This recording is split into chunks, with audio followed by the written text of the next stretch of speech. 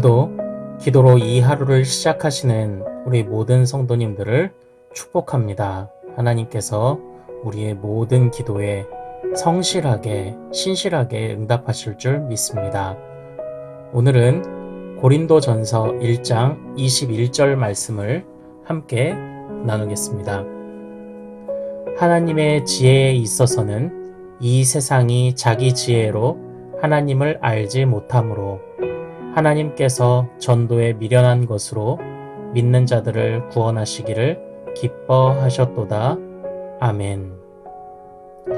사랑하는 여러분, 비유하자면 전도라는 것은 한 사람을 예수 그리스도의 거룩한 신부로 중매하여 예수 그리스도와 결혼시키고 예수 그리스도를 신랑으로 평생 의지하며 살게 만드는 것입니다.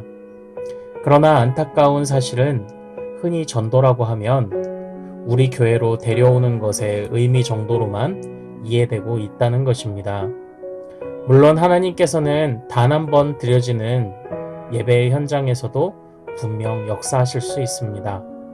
그러나 수십 년 예배를 드리며 신앙생활을 해온 성도들도 성경의 내용들을 일목요연하게 이해하고 설명하기 힘들어한다는 것만을 보더라도 단 한 번의 예배로 복음을 다 이해하기는 쉽지 않습니다. 일단 결혼해서 살다 보면 어떻게 되겠지라는 생각이 부실한 가정들을 만들어낸 것처럼 예수 그리스도를 신랑으로 섬기며 사는 삶이 어떤 것인지 처음부터 정확히 알려주지 않는다면 얼마 가지 않아 가시밭, 돌짝밭의 마음을 가진 성도들의 모습을 보게 될 것입니다. 또한 전도를 교회에 단순히 데려오는 것의 의미만이 아니라 구원의 방주에 얼른 태우기 위해 예수님의 십자가 속죄를 믿게 하는 것으로 이해하는 것도 마찬가지입니다. 이러한 경우의 구원은 이미 받은 것, 하나님 나라는 나중에 죽어서 가는 곳으로 이해되기에 자기 십자가를 지어야 하는 복음의 현재성에 대해서는 부실한 이해를 갖게 됩니다. 그러므로 이제는 전도에서 전하는 것에 맞췄던 초점을 이제는 복음의 내용인 도에 맞추는 것이 필요합니다.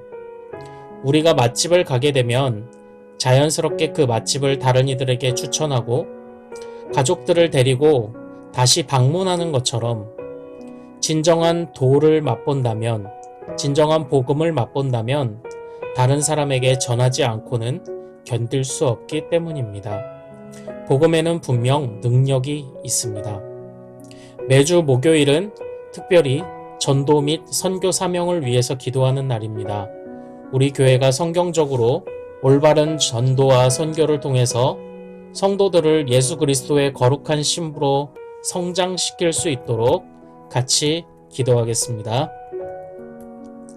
사랑과 은혜가 풍성하신 하나님 아버지, 감사합니다. 우리에게 하나님의 놀라운 은혜로 구원의 큰 선물을 허락해 주셔서 감사드립니다. 우리가 무엇이건데 주님께서 우리의 이름을 하나하나 기억하시고 우리에게 무한한 사랑을 허락하시는지 그 말로 다 할 수 없는 은혜에 감사드립니다.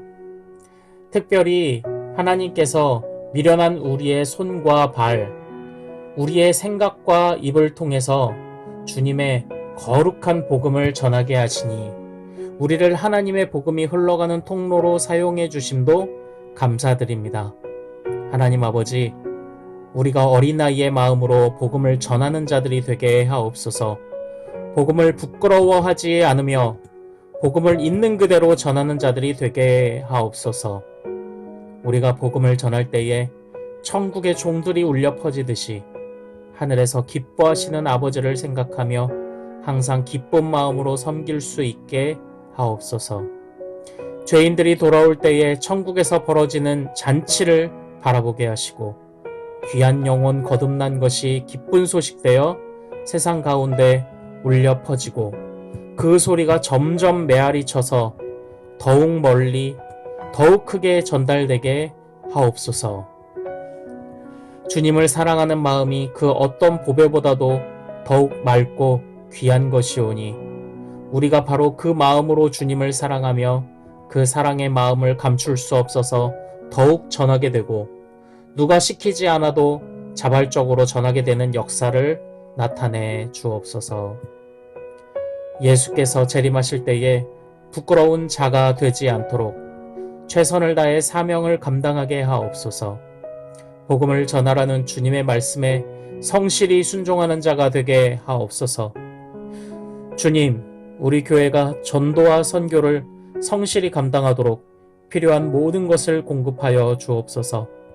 선교사님들과 믿지 않는 자들을 이끄는데 필요한 것들을 세밀하게 공급하여 주셔서 궁핍하지 않게 하옵소서. 그러나 주님, 전도와 선교에는 물질도 필요한 것이지만 전도와 선교가 물질만으로 되는 것이 아님을 반드시 기억하게 하옵소서. 어린아이와 같은 마음으로 믿음으로 돌아온 자를 편견 없이 받아들이는 마음도 갖게 하시고 복음을 부끄러워하지 않는 순수성도 갖게 하옵소서. 무엇보다 우리가 전하는 복음이 무엇인지 정확히 알고 전하는 자들이 되는 것이 더 중요함을 깨닫게 하옵소서. 하나님, 최근까지 우리는 전도와 선교를 일종의 기술로 생각했던 것을 용서하여 주옵소서. 그래서 어떻게 전해야 하는지에 초점이 많이 치우친 나머지 우리가 막상 전해야 하는 복음의 그 내용, 우리가 전하는 도의 내용에 대해서 분명한 인식을 갖지 못하였던 것을 용서하여 주옵소서. 교회를 오래 다녔어도 복음이 무엇이냐고 물으면 10분, 아니 단 5분도 설명해내지 못하는 우리를 용서하여 주옵소서. 이제는 균형 잡힌 초점을 가지고 전하는 내용과 전하는 방법 모두를 고민하게 하옵소서. 복음을 안다고는 하지만 가시밭과 돌짝밭의 유혹이 찾아올 때에 쉽게 무너져 버리고 마는 그런 성도가 되지 않게 하시고 어떠한 상황 속에서도 좋은 밭이 되어서 30배, 60배, 100배의 결실을 맺는 복음의 전달자가 되게 하여 주옵소서. 주여, 특별히 오늘날의 상황을 불쌍히 여겨 주옵소서. 코로나의 위협과 안전에 대한 염려로 전도가 어렵다는 이야기를 많이 듣습니다. 우리 안에 패배주의가 자리 잡았습니다. 그러나 주님 불쌍히 여겨주셔서 상황에 좌우되지 않게 하시고 오직 하나님만을 바라보게 하옵소서. 초대교회가 박해받는 중에도 전도가 약해지지 않았던 것처럼 삶으로 복음을 드러내며 뭐가 달라도 다른 삶으로 하나님의 백성임을, 복음에는 죽음의 위협도 뛰어넘게 하는 위력이 있음을 보여주었던 것처럼 우리 교회도 그런 모습으로 사역하게 하옵소서. 그를 위하여 우리 교회가 기독교의 교리와 이치를 배우는 것을 게으르지 않게 하시고 배운 만큼 예배와 신앙생활의 가치들을 더 잘 이해하고 실천하게 하시고 더욱 하나님을 사랑하고 이웃을 사랑하는 교회가 되게 하옵소서. 우리 교회가 예배만 참석하는 성도들이든지 양육과정에 참여하는 성도들이든지 봉사로 섬기는 성도들이든지 그렇지 않은 성도들이든지 부자이든지 가난한 자이든지 어떤 모습으로 살아가든지 복음을 자랑하는 것에는 절대 뒤처지지 않게 하시고 복음이라는 공통점을 반드시 사수하게 하옵소서. 주님, 이 모든 기도의 제목들이 누군가의 강요나 주입식 교육으로서가 아니라 자발적으로 일어나게 하옵소서. 복음을 사랑하고 기뻐하는 자들이 자발적으로 일어나게 하옵소서. 참으로 그리스도를 사랑하여 온전히 전하게 하옵소서. 이 모든 말씀을 복음 그 자체이신 우리 주 예수 그리스도의 이름으로 기도하옵나이다. 아멘.